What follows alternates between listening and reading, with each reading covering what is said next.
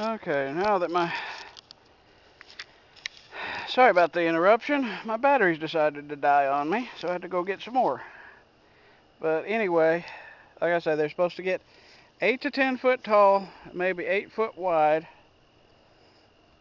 So, from the description, when I purchased them, they're supposed to produce between 75 and 100 apples apiece.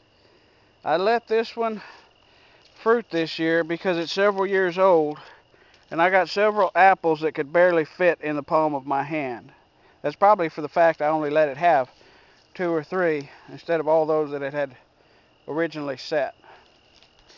Now, because they get so heavy with fruit and they're so small, I put these up to hold it in place. They're just around it loosely just to keep it from blowing, falling apart. And it's just a section of PVC with a cap on it, not glued or anything, just knocked on before it's put on. They're driven over T-posts that I've cut off just the right height I want. And then eye bolts put through them with just some wire. And then just a piece of hose to keep it from cutting into the trunk. And like this, doesn't matter how hard the wind blows, it always keeps it right in place, so you don't have to worry about it snapping off. It's looking pretty good. See where the bud union was, and it's trying to send out roots everywhere, which is fine by me. The stronger it is, the more apples it can produce. So that's just fine and dandy with me. I fertilize it in the spring and some in the fall with all that I get out of the chicken coop.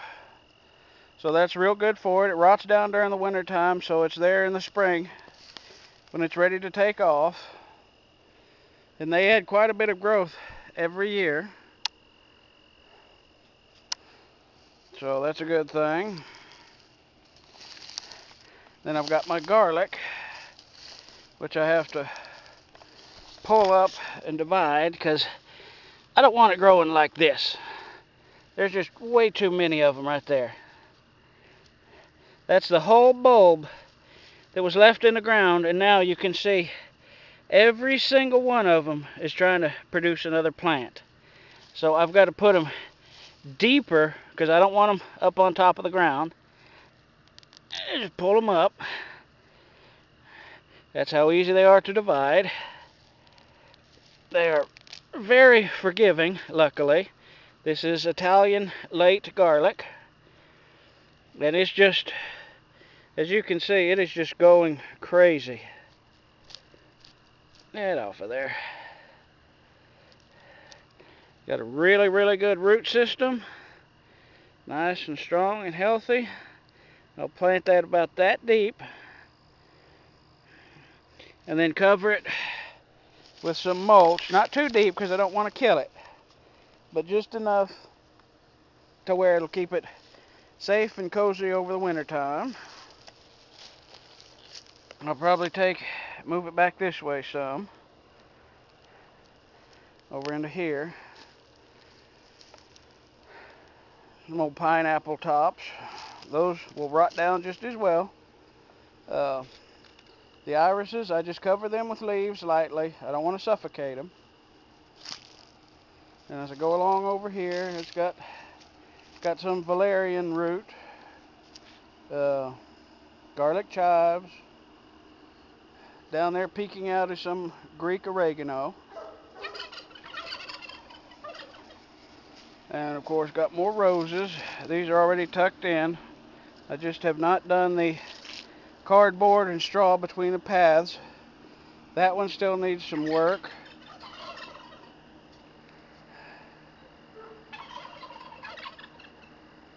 They just like to make noise.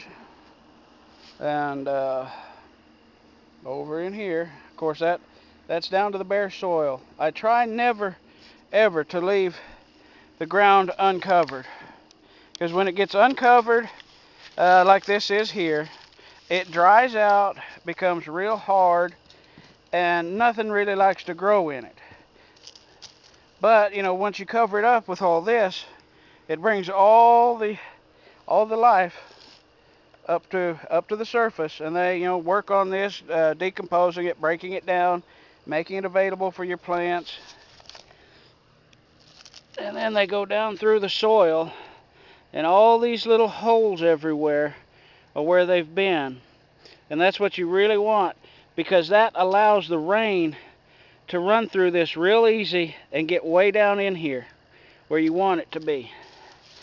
This is the type of soil that I started with a few years ago. Almost like a clay, very hard, nothing really grew in it. And I just keep, once a year, I keep forking it. In the fall, I turn it over, because this is where potatoes were, so I was digging for potatoes. There's another one. It's another Yukon Gold potato. And they just grow like weeds in this type of soil once you get it covered up. And in another video, I'll explain how I plant my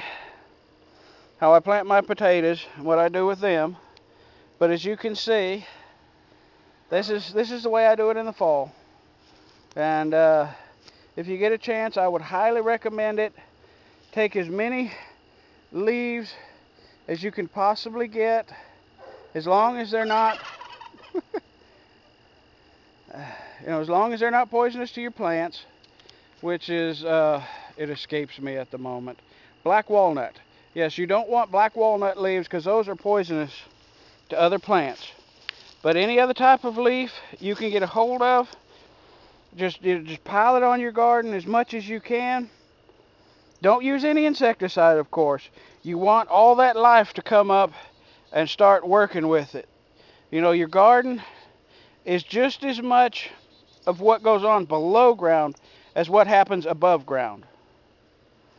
So it's a living, breathing thing that you have to take care of, and you have to continually nourish and build up. The first year or two is always the most difficult, because you're going to end up with like this. And this is not what you want. If you end up with something like this, you're just going to throw your hands up in the air and say, forget it, I'm done, and just let it go back to the wild. And that's not what you want. This is a dream to work in. This is a nightmare. And it's going to take a lot of work to begin with. But every year, every season thereafter, it becomes easier and easier and easier to do. Because the soil, it's easy to work almost like it's butter. You know, you don't have to till it ever again. You can stick your hand way down in it, you know, dig everything up, and it's so much easier to do. And like I say, I will post another video hopefully tomorrow, if the weather holds out, and show the progress of what's been going on more in the garden. Thanks for watching. Take care.